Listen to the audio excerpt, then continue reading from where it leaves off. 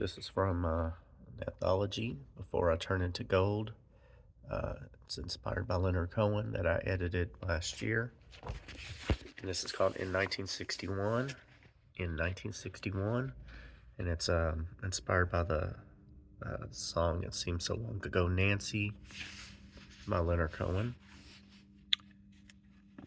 The parallels began when she was born in the House of Mystery. Just like our Nancy dear back in 1961, which was very long ago. Freedom left her bones with the quickest slice of a razor blade.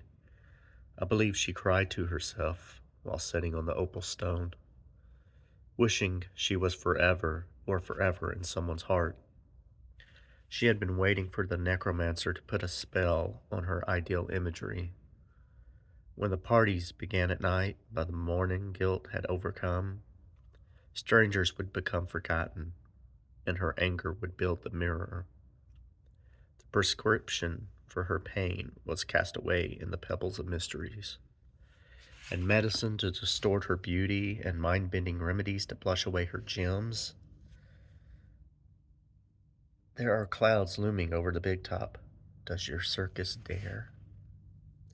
Maybe not in danger, the world is just an emerald green. The clock burns another tick-tock. Born in 81, though retro in her fame, she's dressed like Edie Sedgwick and Natalie Wood sharing the same brain. The hoodwinks would use her, they'd mind read her away from her pearls and jewels. The prosaic alleyways would rob her of her strut, and she would be left in the palms of her hands. Planning suicides in privacy, planning suicides in the shores of a billiards room, planning suicides outside of a gentleman's club or a bastard's hideaway. A tiny spider hiding in a web spun a million miles, hoping to never face the shame. The viral night ripe to the taboo thoughts that suicide was the light on a beaming beach. From the numbness in her feet to the fingers, to the bosom, to the neck, from the mouth to the deadening eyes, to the mind with freedom on the brink. She was a Capricorn. She was inside the constellation, in prayer that night. Her labor was trying to find faith through long pages of a dusty diary. As songs begin to outro. Surviving another day, at peace for a moment in tears, staring at a Cupid arrow weather vane. For a while, feeling the stress strip away her identity, setting in her mystery, and the welcoming arms of the noctilucent clouds of the Baltic Sea. Calling out to Geneva from the salons to the brawn of a whipping post. The evening begins to creep in with many masks to beset her surface.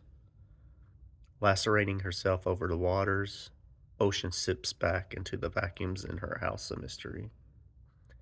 In 1961, to now. In a new twilight, we still fade away to a hideaway that we only know of. And by the way, I will be reading aloud for the first time in over a year in New Albany, Indiana, with legendary Kentucky poet, former Beat Poet Laureate Ron Whitehead, with many bands and other poets on August 24th. And that's at The Root, I believe it's called, around 6:30 Eastern Time. So that should be a lot of fun.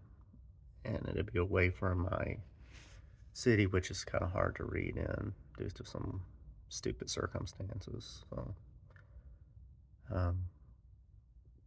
that's what's coming up. Thanks for listening.